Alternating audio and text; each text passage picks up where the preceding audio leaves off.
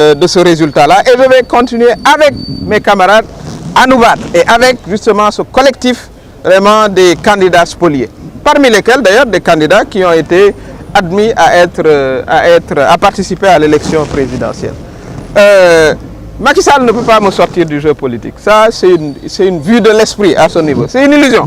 Je serai toujours là. Que Dieu me prête vie et je continuerai à me battre pour la démocratie sénégalaise, pour que, plus jamais, comme je l'ai dit, on ait ce système injuste qui condamne, qui emprisonne. C'est le moment aussi d'avoir une pensée pour les 2500 jeunes qui sont encore en prison, dont notre responsable de Mimi 2024 du département de Tambacounda. Voilà dans le contexte dans lequel les élections vont s'organiser.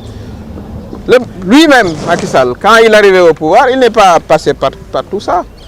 Il n'est pas passé par tout ça. J'ai été son délégué national pour le parrainage au présidentiel et aux législatives et on voudrait me faire croire que je ne sais pas collecter du parrainage. Après, on a été obligé de m'arracher une région, voilà, de créer des doublons, de recréer des doublons. Mais évidemment, la volonté était que je ne participe pas, moi et d'autres, y compris Ousmane Sonko. Mais ce n'est que partie remise. Ça, je peux prendre date avec le peuple sénégalais. Nous serons impliqués dans la campagne. Nous dirons ce que nous aurons à dire, Inch'Allah. Parce que nous le devons au peuple sénégalais. Vous n'êtes pas de soutenir un candidat? On verra, on en discutera. Mais à cette étape-ci, nous avons déjà 28 candidats qui ont fait un recours.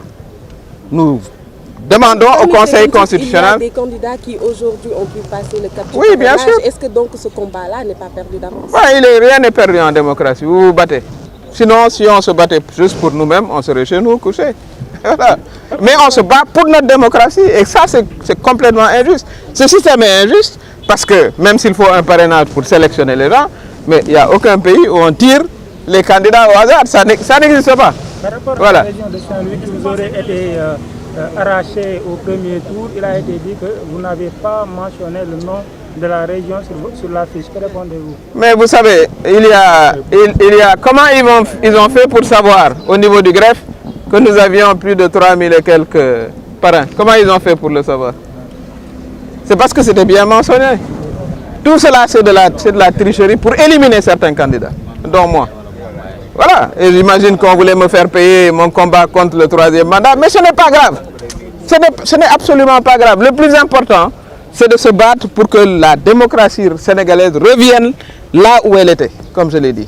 C'est très très important. Mais si vous voyez ce qui se passe, ça c'est aussi pour ceux qui sont passés qu'ils sachent que si on a commencé à tricher maintenant, ce n'est pas pour s'arrêter après. Hein. Ça, il faut le savoir. Vous avez d'abord des centaines de milliers de Sénégalais qui ne sont pas, qui ont leur carte d'électeur et qui ne vont pas voter. Qu'est-ce qu'on va en faire? Qu'est-ce qu'on va en faire? Mais bien sûr, c'est ce qui se prépare en amont et qui va se poursuivre. Vous ne l'éliminez pas comme ça parce que voilà, vous voulez le faire, parce que vous avez un objectif précis, la continuité. Mais cette continuité-là ne se fera pas parce qu'on va continuer à mobiliser les Sénégalais, à mobiliser la jeunesse sénégalaise pour que nous allions vers des élections inclusives et transparentes. Et ce front des 28 candidats va continuer à se battre. En tout cas, moi, pour ce qui me concerne, Aminata Touré, je continuerai à me battre contre toutes les formes d'injustice que Macky Sall veut imposer à ce pays-là. Moi qui vous parle, il m'a audité pendant 3 mois. J'ai pris mes dispositions parce que c'est ce que je sais faire. Voilà. 3 ans d'audit, on ne l'a jamais vu. Pendant que je faisais campagne électorale, même pour lui, on m'auditait. Donc l'idée, c'était certainement même que je ne sois pas candidat avant l'heure. Donc tous les moyens ont été mis en œuvre pour que je ne participe pas à l'élection. Mais ce n'est pas grave, ce n'est pas ça le plus important. Le plus important, c'est qu'on continue, nous tous, à nous battre pour que cette démocratie qui a fait notre fierté vraiment continue à s'épanouir. Donc, ça c'est le message que je donne à Macky Sall. Si vous pensez me sortir du jeu politique, vous vous trompez. Vous êtes parti. Macky Sall est déjà parti, lui, dans 4 semaines. 4 semaines, on va commencer la campagne électorale. Nous, on continuera, en tout cas, moi, Aminata Touré, je demande à Dieu de me prêter vie pour continuer à me battre contre les injustices. La première des injustices, comme je l'ai dit, c'est qu'Ousmane Sonko aurait dû être là à vous parler. Voilà, donc...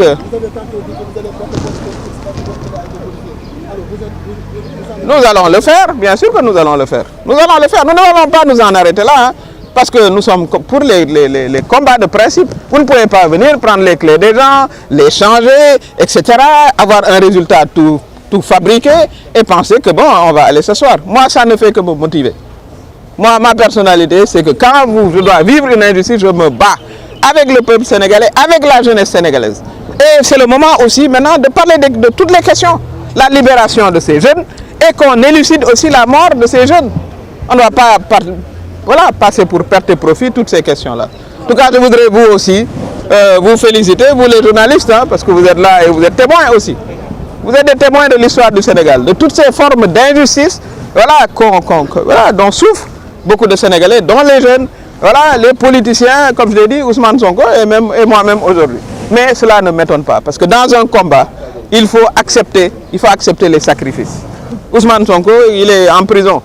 Voilà, pas pour son propre plaisir, mais parce qu'il c'était un acteur politique. Si Macky Sall aujourd'hui décide de me retirer de la course, je l'accepte en continuant à me battre. Et je me battrai jusqu'au bout, tant qu'en tout cas, il me restera une once d'énergie. Voilà, Mangi tàmbali par wax ne waaw li xew dara bettuñu ci nee nañu li ñu doon laaj ci ay parrain jotuñu ko am dañuy sant yàlla d'abord ndax jullit lu mu fekkee rek d'abord na ci sant yàlla te lii nag moom du lu ma bett ndax Macky Sall ba ma dalee xeex ak moom contre le 3e mandat moom defe naa ne waatoon na ne du ma bokk ci élection yi ni mu waate woon ne Ousmane Sonko du bokk ci élection yi moom waroon na taxaw fii waxtaan ak yéen booy seet ci injustice lu mu metti defe naa ne bosom kenn rawlewu ko ndax li mu def ba mu dem kaso taxawal Sénégal la ak ñu àndoon di xeex ci 3e mandat Macky Sall nag moom waatoon na ne moom du bokk mais man ni du ma bokk waaye loolu amul solo parce que nag ay pouvoir ci ñun du obsession li ñu tax a jóg mooy xeexal suñu réew xeexal suñu démocratie te danañ ci continuer xeex moom mooy dem dans 4 semaines mu bàyyee ñu réew waaye ñun incha allah li ñuy ñaan yàlla mu may ñu kattan ba li nga xam ne mooy injustice ci réew mi ñu continuer di ko xeex di ko taxawal damay gërëm di sant sama responsable Mimi 2024 yëpp sant suñu mandataire national suñu mandataire régionaux yi suñu responsable yi wax dëgg yàlla ngàcce gaalaam li ngeen def ci liggéey kenn mënu ko weddi ay doublon lañ leen di wax de dañ leen naan ay doublon de wala ñu jël région wu Saint-Louis lëmm sàcc suñuy parrain waa Saint-Louis nag xam naa ne bu élection jotee loolu danañ ko fajal seen bopp lañ koy fajalee seen bopp mooy tout sauf candidat wu Macky Sall mi def ñaawteef ñun li nu jàpp mooy Sénégal mës ta yegg si fii ndax nga dem ba di tànn président de la République di tirer au sort maanaam di loterie loolu kenn mësu ko gis ci benn réew kenn mësu ko gis ci benn réew waaye nag dañuy jàpp ne lu yàlla dogal rek mooy li gën li ñu koy ñaan mooy mu may ñu ñun ñëpp kattan ñu continuer nag di xeex pour suñu démocratie taxaw pour élection yi ñu jëm mu doon élection yu jaar yoon suñu collectif bi nga xam ne 28 candidats lañ am nañu ci jàll tey danañu continuer di xeex pour que parrain yi nga xam ne dañu koo sàcc wax dëgg yàlla ñu delloo ñu ko parce que amul beneen baat boo ko mën a tudde ndax ñu dugal suñu clé dem ca secrétariat wu greffe ba ñu compter teg ci machine bi ñu ne waaw Saint-Louis am ngeen ci nangami parrain ñu ëlbateku dal di ko foqati ba ñu demee di ubbi ñu ne gisuñu waa Saint-Louis loolu ab jaay doole la waaye Macky Sall nag yàgg na ba di ma jaay doole waaye toujours maa ngi faire face amut fenn fu ma songee fu ma delloo ginnaaw amut te noonu laa koy continuer ndax audité na ma ñetti at may campagne Benno Bokk Yaakaar ñu may audité man leen jox leen dossier yi ñuy wër gis ne jëluma dërëmu waa Sénégal ànd naag moom 10 ans 6 mois kenn mënu maa taqal 1 franc ci lu ma jël amut mu ñu bàyyi loolu mu du sogaat ma ci participer loolu yëpp defe naa ne faj meru 3e mandat la waaye warutoon a def 3e mandat lii muy def aussi tëj suñuy xale 2500 boole ci suñu benn responsable Souleymane Dembélé bu Tamba yooyu yëpp dañu war a jóg xeex ko te dinañ ko xeex nag moom mooy dem waaye moom mënu maa génnee ci jeu politique u Sénégal mënu ko parce que moom pare na élection yi bu continuer nii mu commencé dara du ci leer ay junniy sénégalais yor seen carte ñu ne la gisuñu seen i parrain ñun déjà suñu delloo suñu parrain yi nga xam ne nee nañu gisuñu leen mais ñu jàll parrainage bi 10 000 parrains ba ci le ministre de l'enseignement supérieur Mary Teuw Niane quand même qui est un homme sérieux dem déposer caution am ñu jox ko fiche de parrainage ëlbatiku ñu ne ko gisuñu ko ci fichier bi waaye yéen bi ngeen di li tax joxu leen Ousmane Sonko fiche de parrainage am da ngeen ne newul ci fichier bi waaye ñu newul ci fichier yi ngeen jox nag seen ngeen jox leen liste parrainage pour wax leen ne lii dara lu sérieux amu ci opération de sélection la ñi nga xam ne Macky Sall dafa bëgg a régler ses comptes ak ñoom parce que ci règlement de compte la nekk ak ñun mais ñun nangu nga suñu 10 000 parrainage ma wax leen de nangu na suñu 10 000 parrainage foqati sàcc suñuy parrainage u Saint-Louis voilà terewul ba tey ñu am li ñu am terewu ko parce que mënu ko tere voilà nee nañ bon on a validé voilà 38 000 nangam mais boo ñu delloo suñuy 10 000 ak delloo ñu Saint-Louis ñu jàll c'est très simple donc def nañu recours voilà ça lépp lu mu songoon mu jëm ci man amul dara lu mu ci réussir Ousmane Sonko mi mu songo aussi tëj ko ci kaso bi mais loolu aussi du ko réussir ndax aussi lii mu ko teg du dara lu dul injustice wax naa ko waxati ko parce que tout simplement voilà doole lay jaay Sénégal loolu nag waa Sénégal aussi dañu bëgg a ànd ak ñoom pour faj ko pour réew mi teguwaat ci yoon vraiment ñu amaat benn changement ba nga xam ne Amadou Ba mi nga xam ne moo ne day continuité moom ku dugg ci urne la ngay njëkk a def mooy seet ana bulletin nga def ko ci poubelle bi loolu nag ñun dinañ ci ànd campagne ci parce que suñu avenir u réew du ñu toog rek ak lu mu métti lu mu ñu def ci wàllu injustice du tere ñu continuer am motivation am engagement ànd ci ak responsable Mimi 2024 yëpp ànd ci aussi ak le collectif des 28 ñu aussi féliciter waa diaspora ñoom it seen taxawaay rafet na vraiment ñu xam ne ñun ñu ngi ci champ politique bi pour continuer di xeex li nga xam ne moom la ñu war a xeex taxawal suñu démocratie tey ñëpp a ñuy voilà ni xale yi wax kaañoo ñëpp kenn mësta gis ñuy tirer un candidat au hasard kon kay la ñu waroon a def mooy ñu bàyyi lii yëpp 190 yi retiré woon seen fiche ñu def ko ci benn mbuus rek tirer ne kii mooy président de la république mu jeex kon loolu mooy li nga xam ne vraiment moom la ñu leen bëggoon a wax ginnaaw bi ñu sante yàlla bu baax a baax julli ci sangu-sang yi wax ne li ëpp solo mooy fekkee comme fekkee nañu yal na nu yàlla may kattan ba nu continuer li nu war a xeex parce que nag combattant amul âge amul sexe da ngay taxaw la nga war a bañ nga bañ ko voilà loolu it ma woo ci la jeunesse sénégalaise dafa war a mobiliser wu les femmes sénégalaises dañu war a mobiliser wu lii nga xam ne Macky Sall moo ko bëgg a imposer ñu bañ ko ba tëdd voilà ak lum ñu jaral ñun en tout cas lum ñu jaral danañ ko war a def dinañ ko def bu ko jaralee moom mu labaje ay élection ba candidat am jàll dinañu jaral lu ko raw pour que élection yi jaar yoon maa ngi leen di gërëm di leen sant.